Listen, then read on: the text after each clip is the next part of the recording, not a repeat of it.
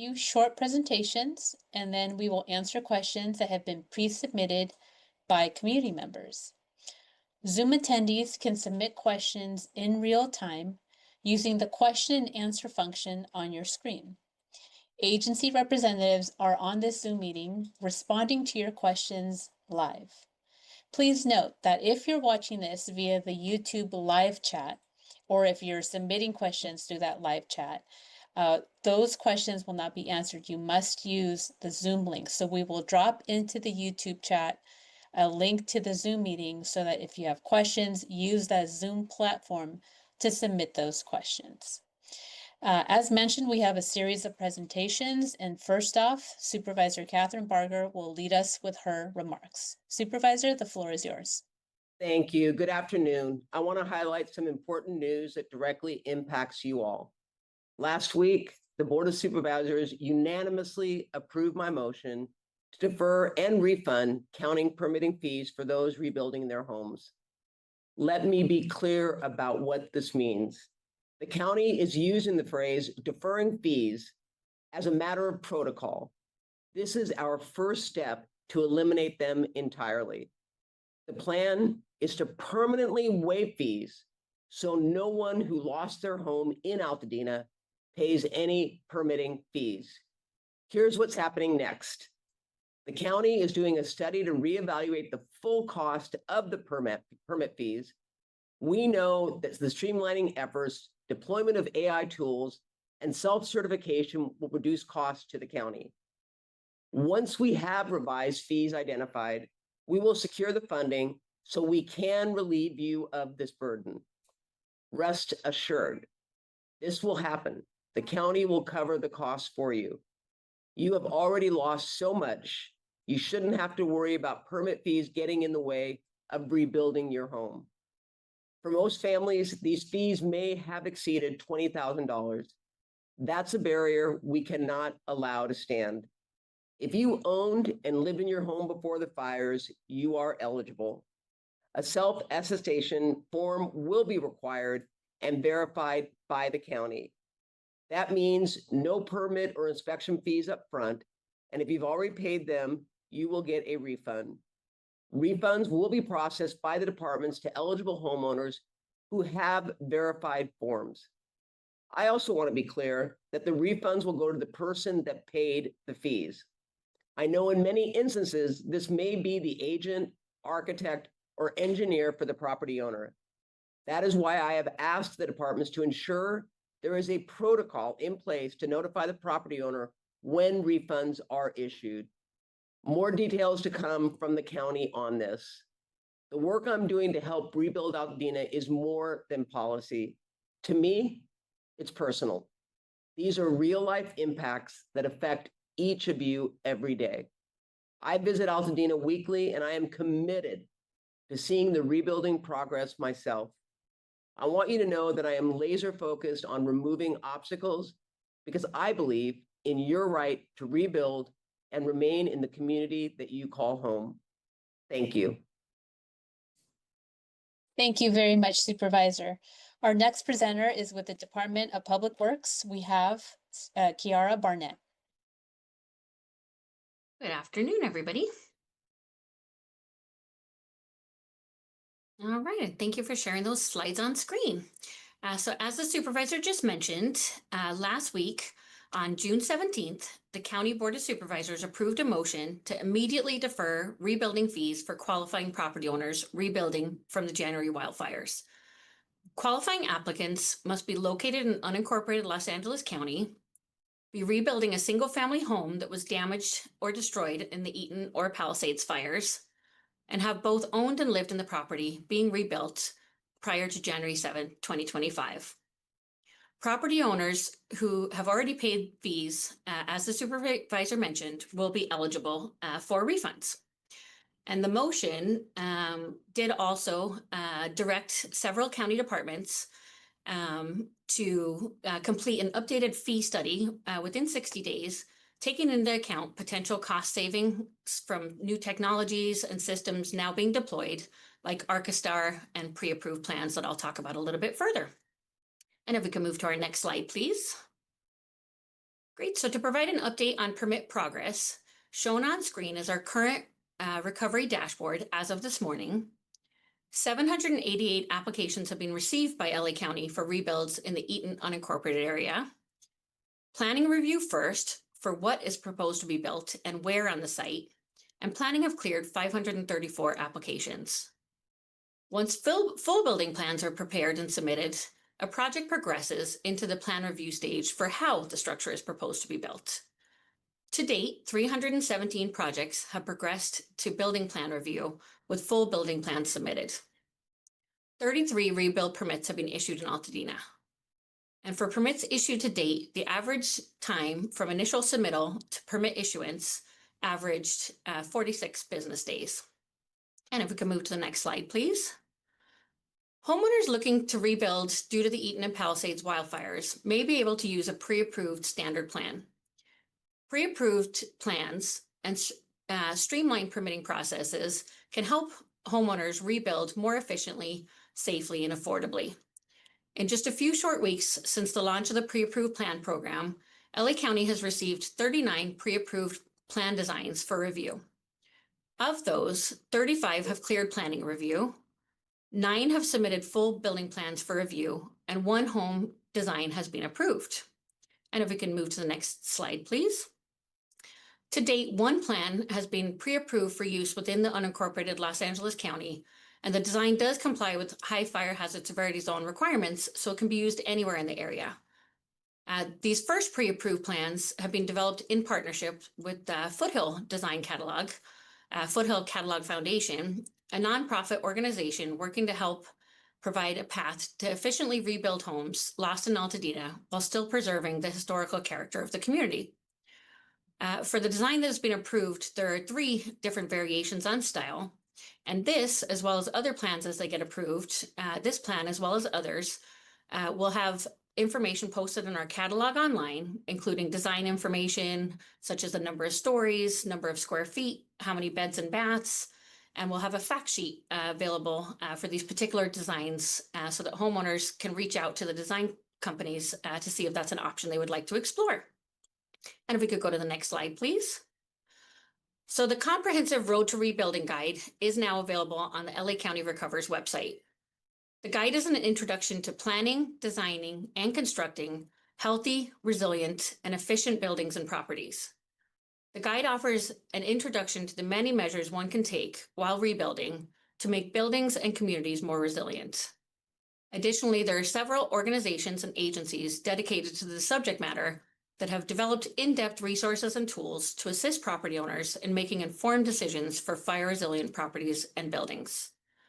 Content in the guide includes information on healthy and resilient buildings, materials and equipment, landscaping and outdoor spaces, and also available information on rebates and incentives.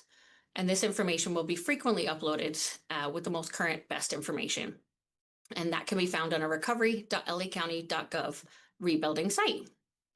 We also just rolled out a new Road to Rebuilding overview video to break down the process even further.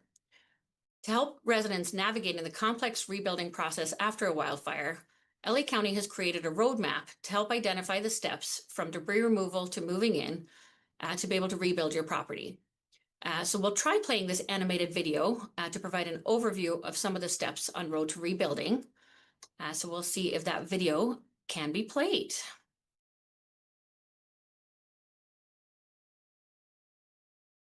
Great, maybe I'll finish the slides and we'll see if we can play it at the end. It's a 2-minute video, so we'll try playing it here. And if not, you can find it on our landing page for recovery.lacounty.gov rebuilding, and do recommend you watch that video. And finally, I'd just like to close by sharing that we have our next Rebuilding Together virtual workshop scheduled for this coming Saturday, June 28th, from 10 a.m. to noon. This virtual session will be recorded and posted to our website. So if you can't make it, you can find it there. But you can also sign up on our website or by using the QR code here on screen. Or again, you can find this under recovery.lacounty.gov on the rebuilding site. The topic for this session will again be that Resilient Rebuilding Resources Guide, which provides detailed information and resources for planning, designing, and constructing high-performing and resilient sites and structures. And so I'm not sure if that video will play, but if not, again, you could definitely find that on the recovery. There we go. Thank you very much. Kiara, actually, in the interest of time, what we'll do is we'll definitely drop a link to this video in the chat so people can copy and paste it. We'll also share it via socials.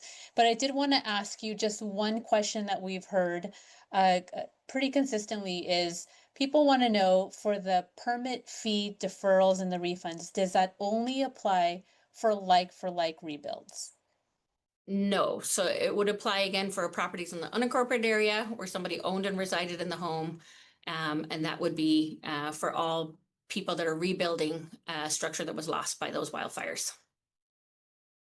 Excellent. Thank you Okay. so much. And Thank again, you. if people have any questions about the information that you're hearing during the different updates, please submit your question via the Zoom link, and we will have our expert panelists answer them in real time. Our next presenter will be with the U.S. Army Corps of Engineers, Colonel Sunny Avichal, to provide an update on debris removal. Okay, good afternoon. Supervisor, thank you for allowing me to speak today. So first, I'll give a general overview on progress, and then I'll give some more specific updates. So overall general progress. So for awareness, right now we have 5,508 that have opted into the program. And these are people who we have their right of entry and are doing, or who have opted in, and then who have opted out are 531 personnel. In terms of cleared property, we have removed the fire ash and debris from 5,424. So that is about 98% complete with those that have opted into the program. Also, as of today, we have completed and returned the rights of entry back to the county for 5,271 properties, or 95% of those who have opted into the program. Please understand we do continue to receive more properties every day. So these percentages may stay stagnant for a little while. And so we are getting things like more commercial properties, special inclusion properties, and then later on, about mid-July, we should receive the list of abatements as well. Also today, just for awareness, we have 19 debris crews on site. So again, that is continually going down as our workload has gone down significantly over the last few weeks. So special inclusion properties, we do continue to receive these from FEMA. And these are public properties, churches, private nonprofit, those types of organizations. Currently, we are at 47 properties that fit this category. And of those, 21 will be complete by the end of today. In terms of commercial properties, we are receiving a good amount of commercial properties that have been approved to be in the program.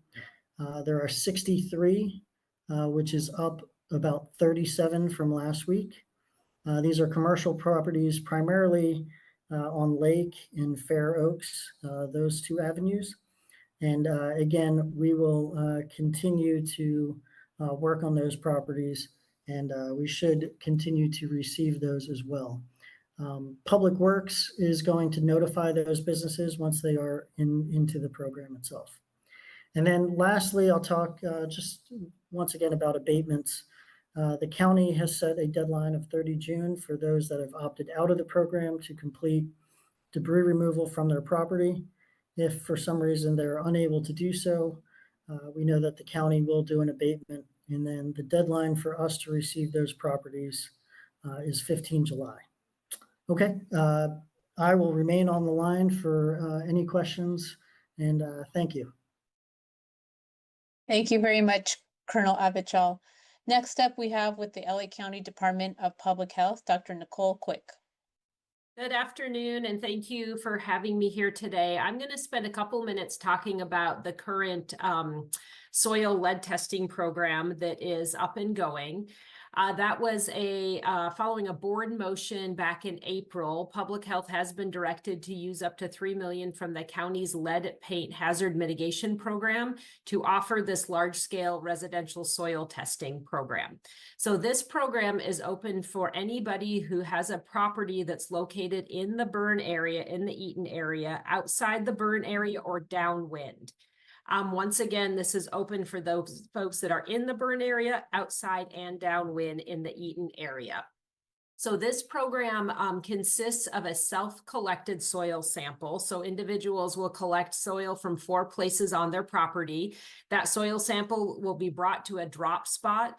The county will then transport that to a certified lab, and individuals should get back the results of their lead soil sample results within 7 to 10 business days. I would urge anybody who's interested in this program to visit publichealth.lacounty.gov and just look for the Eaton Fire Soil Testing banner on that homepage. That'll take you to our webpage where there's detailed instructions. It'll walk you through step by step on how to complete the submission form, or rather how to fill out the submission form, complete the gathering of the soil, and how to get that to us so that we can send it to the lab. There is also an FAQ section there that has lots of good information on frequently asked questions. It also has a link to the free blood lead testing that we also is another program that we have. I did want to let folks know multiple ways to get a blood lead test. That can be done through medical provider, can be done straight through Quest Lab. And we do have 2 upcoming events that first of which is on June 21st, and that is going to be in Pasadena. And we do have one on Friday, June 27th in the Altadena Community Center. All of that information can be found on the page. Once again, that's going to publichealth.lacounty.gov and look for that Eaton Fire Soil Testing Program for all the detailed information. So anybody who's in the general Eaton area who has concerns about lead in their soil or has concerns about potential exposure, we really urge people to take advantage of this lead testing in both the soil and in blood. That is my update, and I'll be happy to stick around for questions as well. Thank you. Thank you, Dr. Quick. Next up, we have an update with the California Department of Insurance, Rob Obedosa. Thank you, everyone. And thank you to Supervisor Barger and your team for allowing me to give a few minutes and update on some of the ways that we at the Department of Insurance can help. I want to expand basically on what Supervisor Barger touched on a couple of weeks ago, which is the Department of Insurance's request for assistance process. And, we know the supervisor's team, we know our legislative partners, and a lot of our other partners are getting a lot of questions as far as insurance-related issues go, especially as the rebuilding process goes on. And, a lot of those get sent our way, and especially at some of these community meetings, we try our best to answer your questions as best as possible. But the best way for us at the Department of Insurance and to get your issues resolved with your insurance company is to go through what's called the request for assistance process with the California Department of Insurance. So if we go to the next slide, just want to give a quick reminder that currently for all areas affected by the fires in January, plus all the zip codes affected by the fires in January and the adjacent zip codes, they're currently under what's called an insurance moratorium. So after the declared state of emergency, the insurance commissioner, Ricardo Lara, declared an insurance moratorium protecting all residential policies within those affected zip codes and adjacent zip codes from cancellations and non-renewals for at least 1 year. And that insurance moratorium is in effect right now and is set to expire January 6, 2026. But just to kind of recap some of the issues we've been seeing a lot at these community meetings and when we're speaking to homeowners and residents who've been affected by these fires, the biggest thing that we've been seeing is the handling of smoke and ash damage and remediation in the aftermath of these fires, whether it's recommended cleanup, insurance companies not sure or unwilling to do smoke and ash remediation or unable to do testing and so forth. So we've been seeing a lot of that in the past few months. Of course, we've been seeing a lot of cases of non-communicative or unhelpful insurance companies or your adjusters, information getting lost or passed between different entities, and it's causing the process to be a little longer than it should be. Of course, especially early on in the process, there was numerous cases of health hazards and habitability concerns with insurance companies. I don't want to say force, but recommending homeowners to return to their properties, even though there hadn't been proper testing, even though there were still health concerns in the area, even though the debris hadn't been cleaned up just yet. So we were seeing a lot of that early on. And with the scale of the fires in January, we're seeing a lot of delays in claims, in processing, and payment payouts, as some of these insurance companies have been overwhelmed with the scale of the claims that have been paid out. Those timeframes have not been met in a timely fashion. And as the rebuilding process starts and continues, we're seeing a lot of complaints about the rebuilding cost estimates, differences between what your insurance company says it's going to cost to rebuild your property versus what the actual cost it's going to be from your contractor or home builder. And this results in situations where people are finding themselves maybe underinsured, where they thought they had enough insurance to cover the rebuilding costs, but due to a difference of estimates, they're finding they might not have enough to rebuild their properties.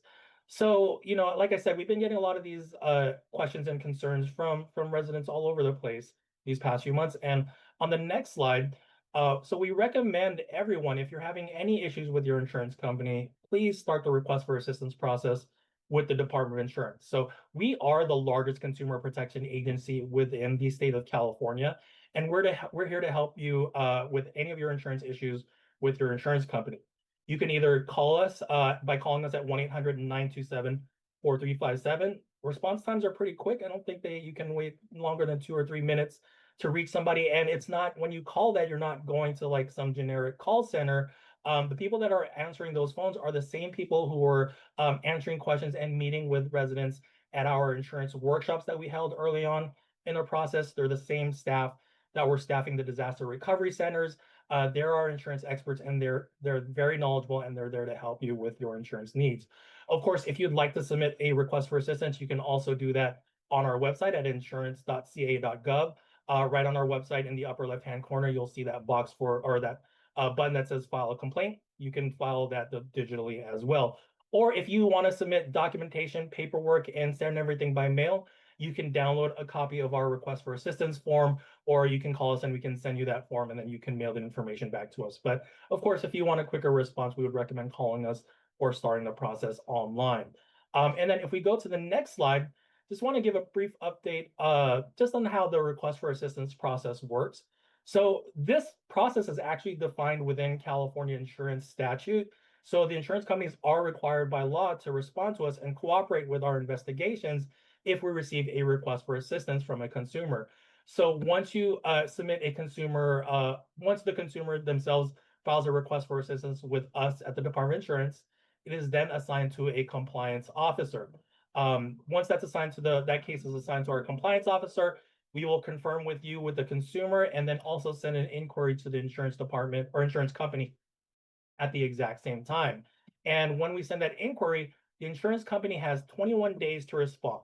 Now, that doesn't mean that it'll take 21 days. Sometimes if it's a pretty simple case, that can be a lot quicker than 21 days. But by law, they have to respond to us within 21 days for us to be able to get information to start the investigation. And ultimately, the timeline of the case to be resolved can just depend on the complexity of the issue. So I can't say exactly how long your case could take. If it's something as simple as, I don't know, like I haven't heard back from my adjuster in a week or two, or the insurance company said they mailed out a check, but they lost it and they need to reissue it, that could be a lot quicker than maybe something that is more complex, like the smoke damage issues I mentioned earlier. But yeah, and also I want to set some expectations in mind as well. So there's a couple things that we at the Department of Insurance cannot do during this request for assistance process. For one, if you hire a lawyer to handle your case, we are pretty much hands off at that point. So at that point, it's between you and your attorney or your representative to deal with the insurance company. So if you are planning on going that route, we kind of recommend coming to us first and exploring your options with us before taking it to a lawyer and seeking legal counsel. We also don't have the authority to determine how much your claim should be paid. And we also don't have the authority to determine if your claim should be paid or not. But we do have the authority to make sure that your insurance company is treating you fairly, operating within California insurance law, and also beholden to the policies that they've written and making sure that you're receiving all the benefits that you are entitled to based on your insurance policy.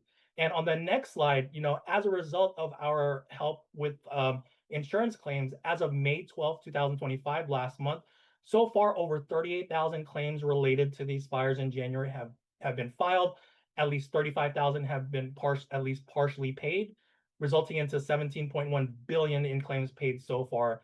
And again, we're still early in the rebuilding process, and hundreds, if not thousands, of those claims were as a result of us helping those consumers work through that process. But in addition to that, over 40 million has been recovered for wildfire survivors through the Department of Insurance's intervention or formal complaints brought by consumers and homeowners through this request for assistance process. So if we can help you recover some of that money or get those claims pushed through, we'll do everything that we can to do that. And as I mentioned, one of the biggest issues that we've been seeing is the smoke damage and smoke remediation. And as a result of the overwhelming number of requests for assistance on smoke damage, the insurance commissioner has started the creation of a smoke claims and remediation task force, putting together public health experts, environmental health professionals, smoke remediation experts, and so forth to kind of tackle the issue, set some clear guidelines on how insurance companies should be handling those smoke damage claims. And on the next page, also as a result of the numerous requests for assistance we've been getting, on June 12th, 2025, just a couple weeks ago, Insurance Commissioner Ricardo Lara announced an investigation and market conduct examination into State Farm General Insurance Company's handlings of claims stemming from the Altadena Palisades fires and all the other fires related to that. This investigation is going to take a look into a lot of the issues we've been seeing and hearing about, which includes having multiple adjusters and the lack of communication and loss of information between that adjuster's process, inconsistent handling of claims, similar claims between different residents and homeowners, inadequate record keeping or information sharing amongst the claims teams within State Farm, and also, of course, the smoke damage claims as well. And, for us to do this formal investigation, this is a result of the overwhelming response that we've received through the request for assistance process from homeowners who have been dealing with State Farm and have reported those issues to the Department of Insurance. So for those of you who haven't reached out already, we encourage you to do so. There's more survivors that come forward with these claims and with these complaints, the stronger our department's case can be against State Farm or any other insurance company out there. And for those of you who have already submitted those complaints, we want to thank you because of your voice, because of the overwhelming response. This is the first time that we're doing an investigation like this in the middle of the recovery process and paying claims. In the past, when this situation has happened, these investigations have come about after a year or two after we were able to gather enough information to start an investigation. But because of the overwhelming response from the residents in Altadena and the Palisades, from community organizations like the Eaton Fire Survivors Network, who have been great in compiling various testimonials with regards to State Farm, because of the outcry from your communities, we're able to start this investigation, which could result into penalties against State Farm, forfeiture of licensure, refunds to consumers, legislative changes, and changes into State Farm's practice going forward. So again, if you haven't, and this goes for any insurance company as well. I know we're also getting a lot of complaints about the California Fair Plan as well. So if you're having any issues with your insurance company, whether it's State Farm, whether it's the Fair Plan or any other insurance company, please start the request for assistance with us so we can help you out. And on the next page, I just want to wrap things up with our contact information. Of course, you can reach us at insurance.ca.gov. Give us a call at our 800 number at 1-800-927-4357. Follow us on our various social media platforms. Email us as well. But again, we're here to help you navigate the insurance issues with your insurance company. Please give us a call, pay us a visit, start the request for assistance process. So that wraps things up for me. Thank you for your time, and I will stick around to answer any questions that you might have. Thank you, Rob. And I just see a quick question here. Can you provide the URL email address to file an insurance request for assistance? Can we go back to that slide very quickly? Yeah. I want to say it was a few in. Yeah, so I didn't list the URL directly, but basically if you just go to our main website at insurance.ca.gov, in the upper left-hand corner. If you go back a couple slides, I think it's like the third or fourth slide, but a couple more. There we go. So when you log onto our website, it'll look like that in the middle there. Just click that button that says file a complaint, and it should take you to the electronic form to file a case with the Department of Insurance. So that's probably the easiest and fastest way to do it. You can upload documents as well, anything that you can support your case, even if it's just a summary of the issues you were facing. Definitely take advantage of that, and we can help you out. Fantastic. Thank you so much, Rob. Yeah, We're of now course. going to pivot to a slightly different topic that has to do still with investigations, but the next update has to do with a report, an evaluation, better said, that Supervisor Kathryn Barger directed to be completed, that's taking a closer look at evacuations and what happened when it comes to evacuations during the Eaton fire for the Altadena community. And we have with us, joining us with the County Council team, Truck Moore, who's here to provide an update on that after-action investigation and evaluation report. Truck, the floor is yours. Great, thank you. Good afternoon, everyone. As Helen indicated, my name is Truck Moore, and I'm with the County Council's Office of LA County. I'm here to give you an update on the after-action review that is occurring with the McChrystal Group. As some of you know, the supervisor co-authored a motion on January 28, 2005 of this year, ordering an independent review, what we call an after-action review, or an AAR, as some of you may know, of the existing emergency notification systems so that we can better understand what was done with respect to alerts and notifications and evacuation orders during the Eaton and Palisades fire.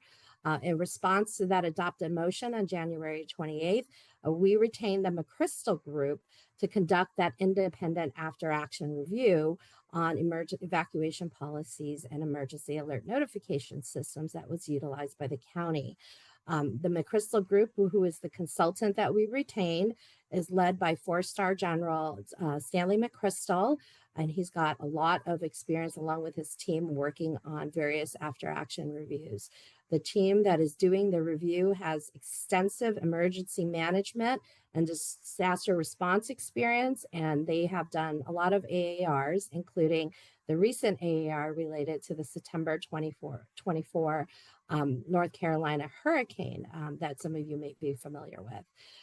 The McChrystal Group has largely completed its data collection efforts. It took a lot of work for them to be able to go out and gather the relevant incident data and documents related to the 2 fire incidents for Palisades and Eaton. And they've also conducted a number of interviews with stakeholders and personnel who responded to the fires. Additionally, they also did 6 community listening sessions where they went out into the community and surveyed the community and invited the community to come and share their experiences related to the alerts and evacuation orders that they received for the Eaton and Palisades fire. We were able to gather a lot of great information from the community that will inform the county moving forward on how the community treats alerts and evacuation orders and what works for them and what doesn't work for them. And that information will be processed as part of the after-action review. Now that a large portion of the data gathering has occurred, they are in the process of preparing the after-action review and writing out their findings and recommendations related to what they've noted and what can happen in the future. It's really important that they do a great job on this and that they take the time that's needed to do a good review of the alerts and warning actions that occurred during the 2 fires in January, because it's really important for the county to be able to get good lessons learned so that we can improve our response in the future. Their report will be able to help us guide our future actions, possibly make adjustments to our policies. And that is all going to be to the benefit, obviously, to the county and the communities that we served. So I'm just here to let everyone know that the work is occurring. It's occurring as fast as it can, but it's also important that we balance that with the time that the consultant needs to be able to put together thoughtful and actionable recommendations for the county's review. I anticipate that this work will finish sometime in the next few months. That's yet to be determined, but they are actively working on preparing the report. And that's all I have for today. Thank you very much, Truck. We appreciate you joining us, and please stick around. If there's questions from the community, you'll see them pop up in that question and answer panel. Absolutely. Next up, we have with the Department of Economic Opportunity an update from Jessica Kim about the Recovery and Resilience Workforce Program that has been launched for the Altadena community. Good afternoon. I'm here to share a little bit about resources that are available for both workers and businesses as it relates to the workforce. So next slide. After the fire happened, we were able to unlock 2 grants that was awarded to the region up to $20 million. LA County was directly awarded $14.2 million, and what we call to serve 1,000 impacted workers through the Fire Recovery and Resilience Workforce Program. It included 2 grants, the $5.2 million in National Dislocated Worker Grant that provides temporary jobs for up to 174 impacted workers that would provide direct disaster relief, including cleanup and humanitarian assistance needs, and $9 million in what we call an additional assistance grant that provides skills training and on-the-job transitional skills, stipends, supportive services, and more. Next slide. And with our we call the FRRWP, I know it's a long name, we have 3 primary program goals. The first being is that we know it's important to provide immediate financial security and pathways to long-term economic mobility. We need to accomplish both those goals to meet the needs of our community. The second is to build the necessary workforce as we think about the surge capacity that is needed in the region. We want our local workers to have that opportunity, but we also want first in line those who've been impacted by the fires to have access to those employment opportunities. And the third is we know workers in particular industries were really impacted. And so how do we support the industries?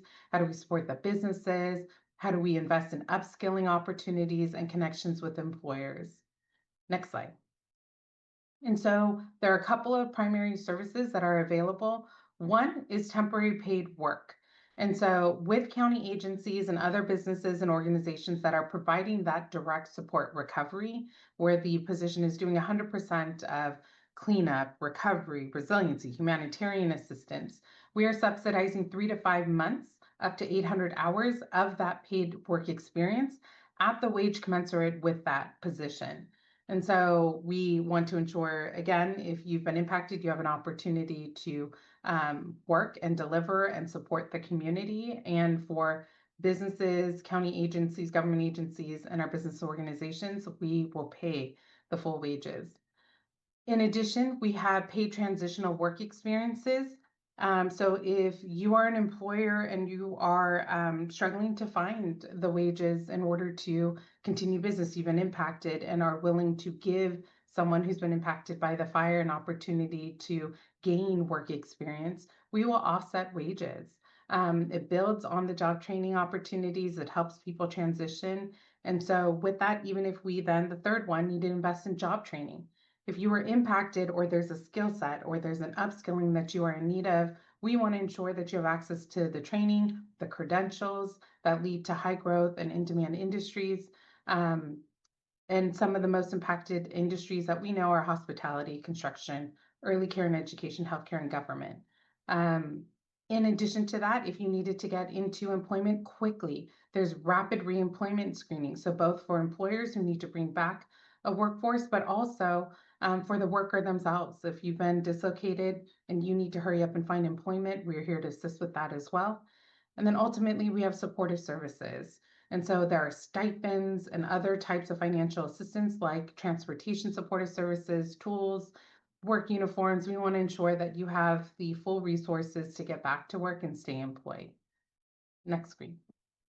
So how to get started. One, there are eligibility requirements. You do need to be 18 years of age or older, have the authorization to work, be a resident of LA County, and have lost work due to the January 2025 wildfires, or unemployed for over 4 weeks. You can fill out an interest form if you go to our bit.ly /fire workforce, or you can visit any of America's job centers across the region. You can visit bit.ly /AJCC locator to find the closest one to you. There's about 40 across the region here in LA County, and you can access these services at any one of them as well. Next slide.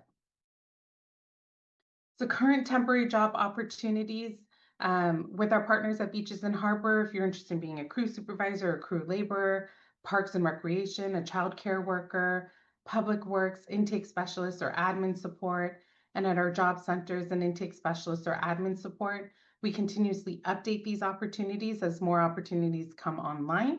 So if you visit bit.ly /fire workforce, you can find the latest with that, and we already have folks who've started some of these job opportunities as well. Next slide. Here are some of the flyers that you'll find. Please do share out with the community.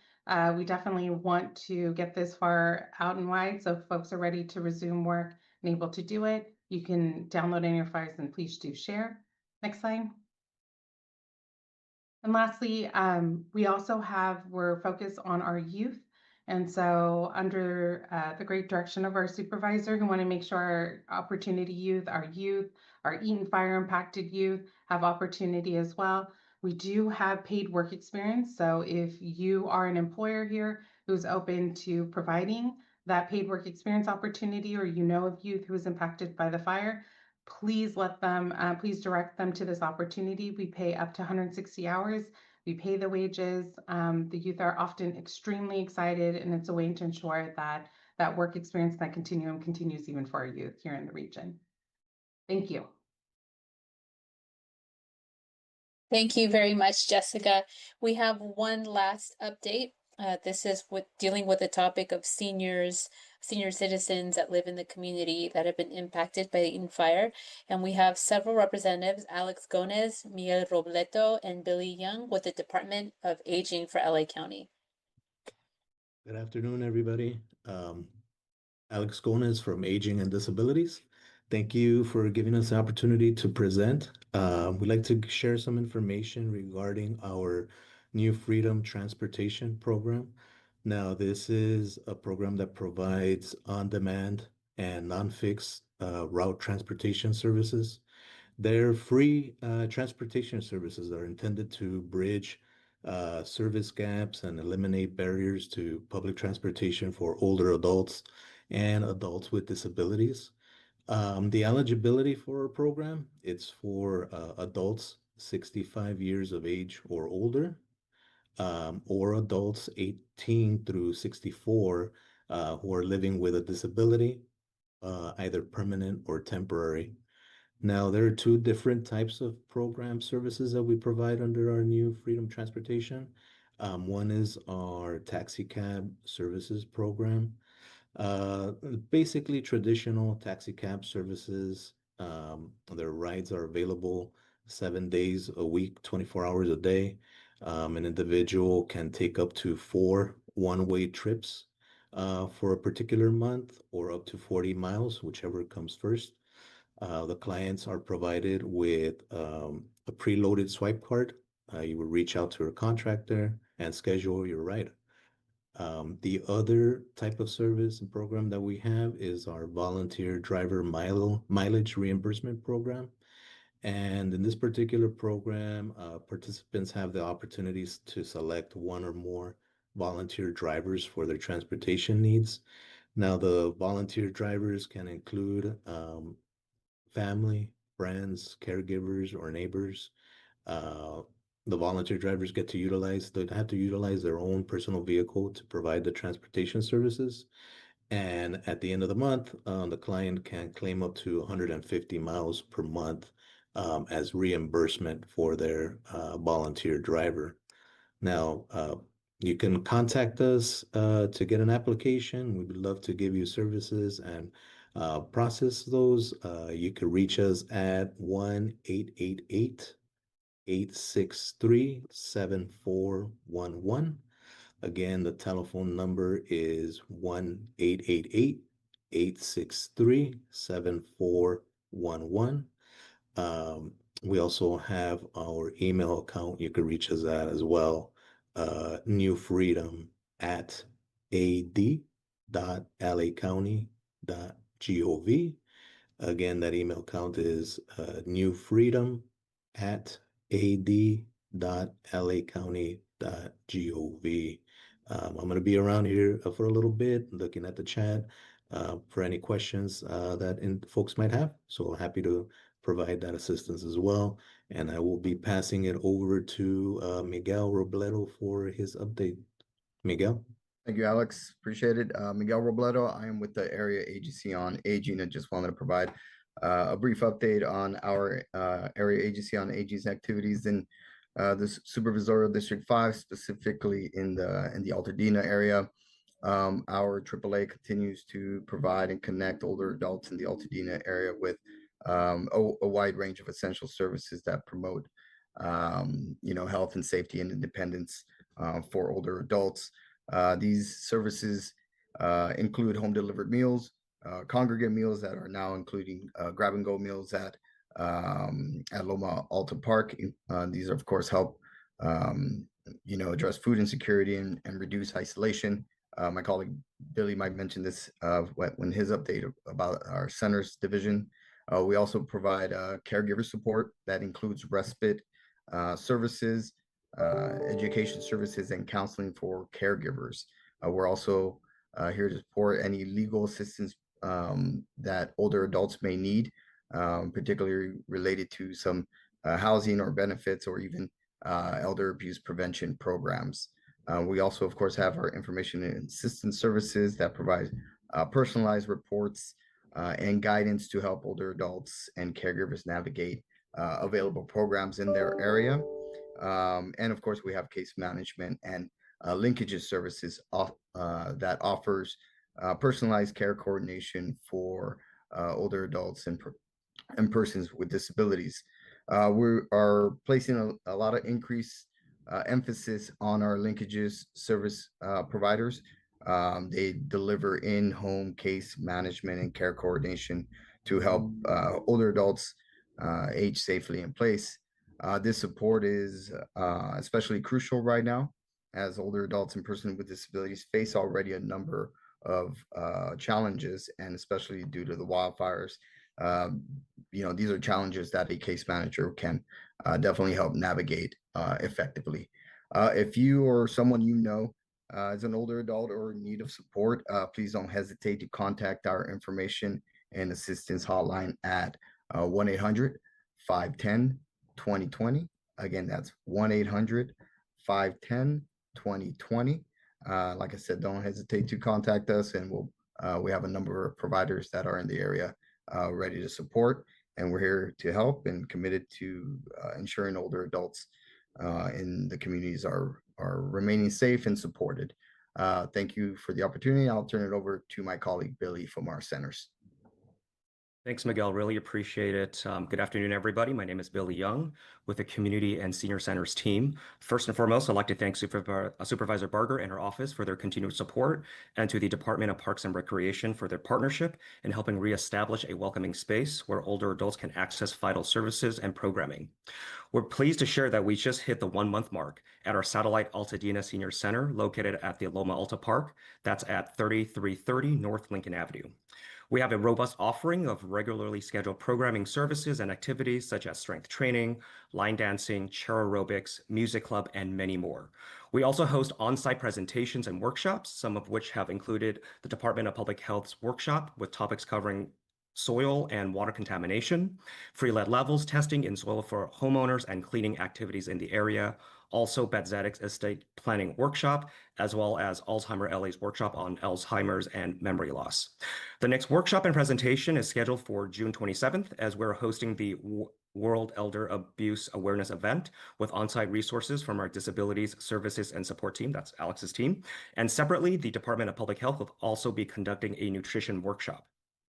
For more details on the center's programming, please visit ad.lacounty.gov or drop by the satellite Altadena Senior Center to pick up a calendar, and we hope to see you there. And with that concludes AD Aging and Disabilities Department's update.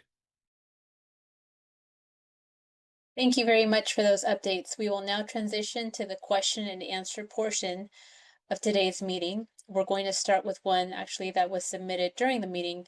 Here's the question, and it's for public health.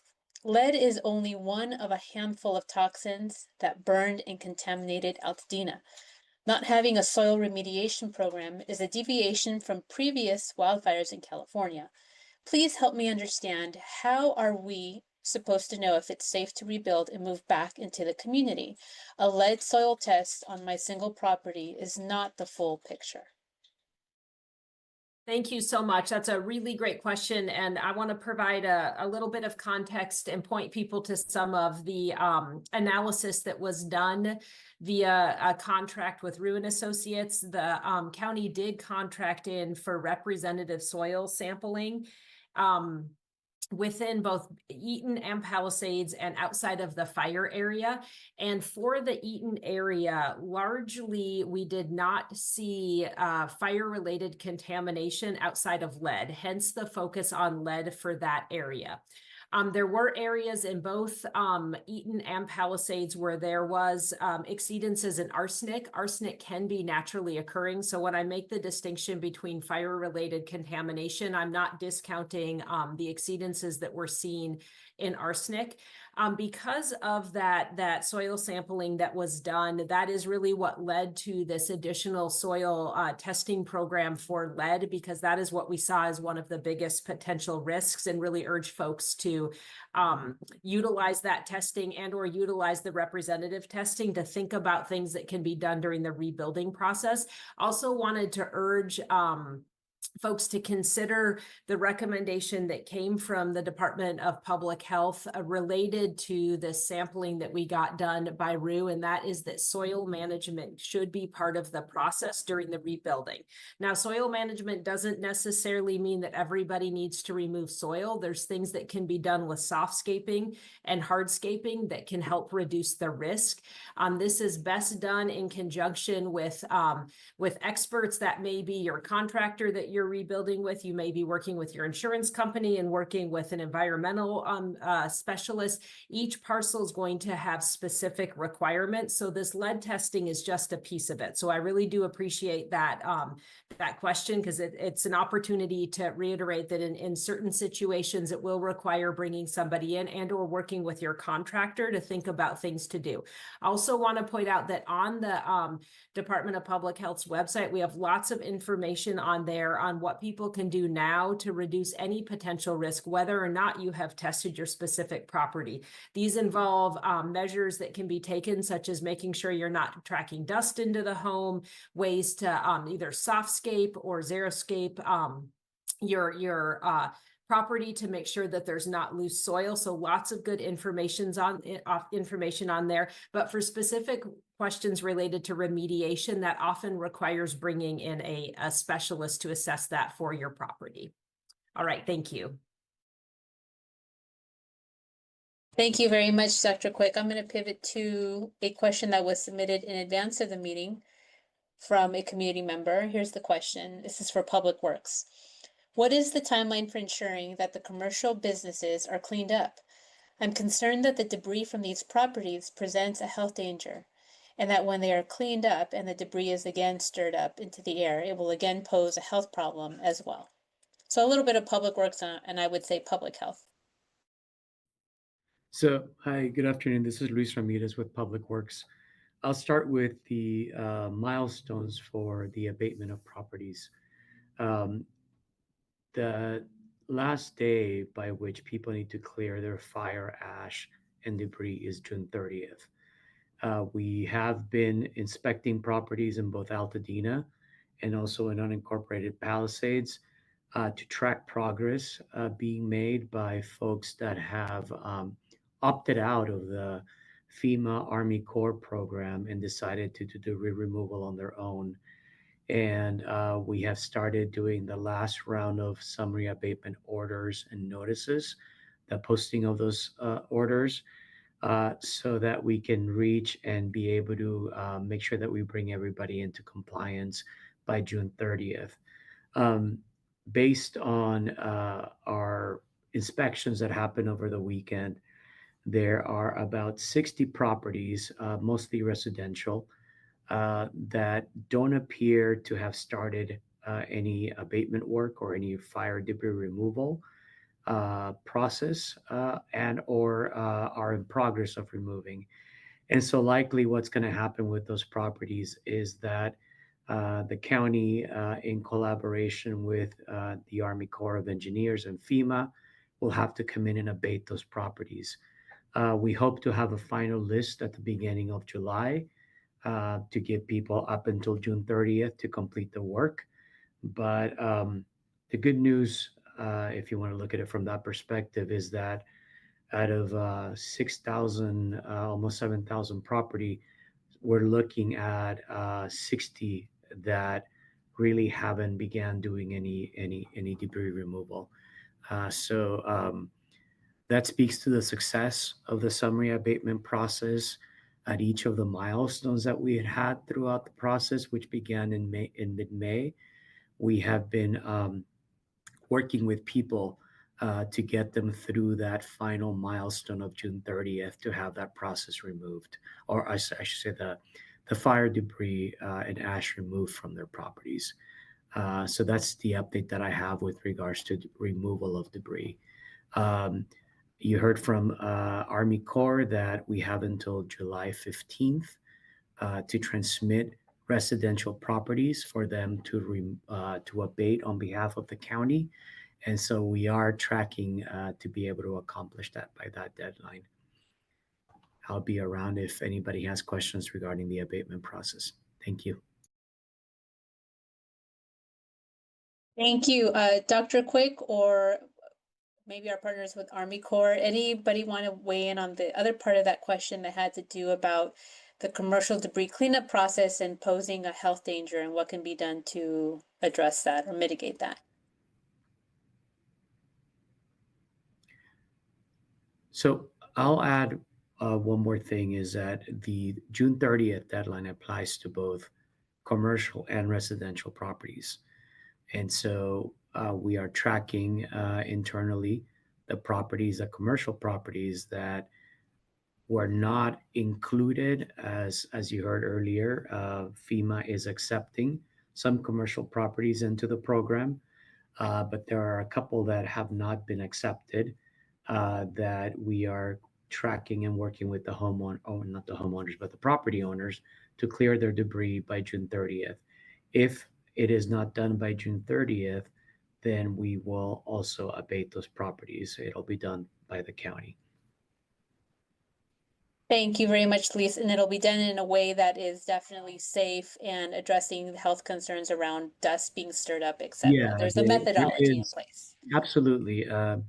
When people, those who opted to do the debris removal themselves, when they pulled a fire debris removal permit, there were requirements as part of the permit to control dust, when it's being removed, as well as installing best management practices or BMPs on the site after they're done with removal to make sure that any soil that's left behind doesn't spill into storm drains and is not it's not blown up in the air into adjacent properties. So there is a process for removing fire ash and debris. Thank you very much. We're moving on to our next, this is another pre-submitted question. This is for our partners from LA County Fire that join us today. Here's the question. What is the status of the capability of the water systems in Altadena to fight future fires? Is the system ready to handle what may be needed in future events? So thank you very much for the question. We are meeting weekly with the 5 water companies within the Altadena Fire, Eaton Fire footprint. I would say if we can bring Chief Duvali, he has been the lead on coordinating with the water companies. If you can give us an update, that would be fantastic, sir. Can you hear me? Yes, we can hear you. All right, thank you very much. As Chief Yanagisawa stated, we've been working with the water companies on a weekly basis, and we've been monitoring their status and ability to get their systems back up and running. So as they progress, they've been informing us on the capabilities of their systems, where the systems were compromised and some of their storage facilities were compromised.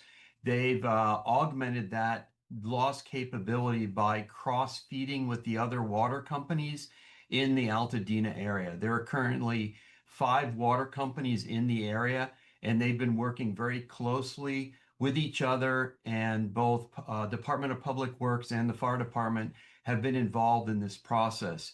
So at this point in time, their systems are back up and running, and the fire department feels comfortable that they have the capacity to be able to mitigate a fire that would happen within the Altadena footprint.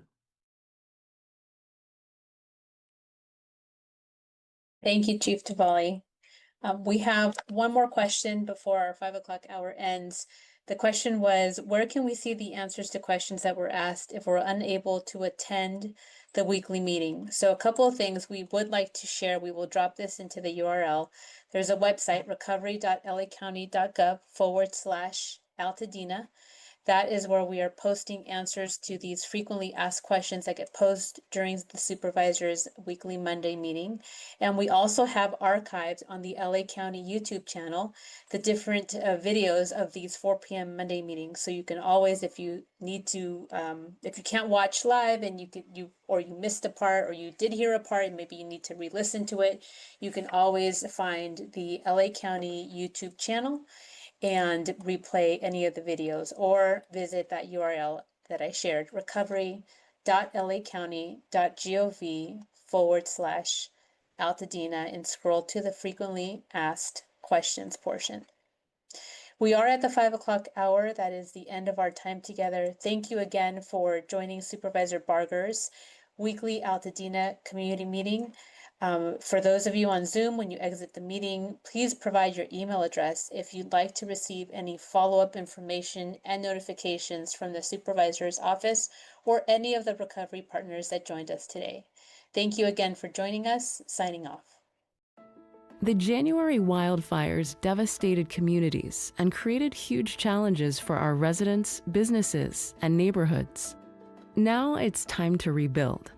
LA County is working in real time to streamline, simplify, and improve the process of applying for and obtaining building permits. In this video, we'll walk you through some of the steps on the road to rebuilding. First, you'll need to get your property cleared of debris. By now, you've submitted a right of entry for the U.S. Army Corps of Engineers to clear your property, or you've hired a private contractor. But even before the debris clearance is completed, you can start moving forward with the permitting process. You can get started by hiring an architect and team of professionals to draw up your plans.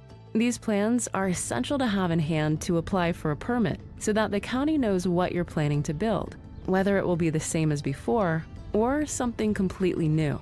Once your plans have been reviewed to make sure they meet the zoning requirements, it's time to move forward and apply for your permits. You can submit your application through the county's online portal or in person at a one-stop permit center. Along the way, you'll be asked to submit additional information. No two projects are identical, so you and your team of professionals will need to pay close attention to questions like whether your property is on a septic or cesspool system, whether you're in a high fire hazard severity zone, or whether there are nearby oak trees or other protected native trees that could be affected by the construction. Not all requirements will apply to all residents, but some are universal, like certifying that your project has indoor sprinklers in place for fire safety. After you submit all of the required documents, the county will issue your permit. Now it's time to break ground. As construction gets underway, the county will conduct periodic inspections. Once construction is done and all inspections have been completed, you'll receive a certificate of occupancy, and it's time to move in. Welcome home. To learn more about permitting and the road to rebuilding, visit recovery.lacounty.gov.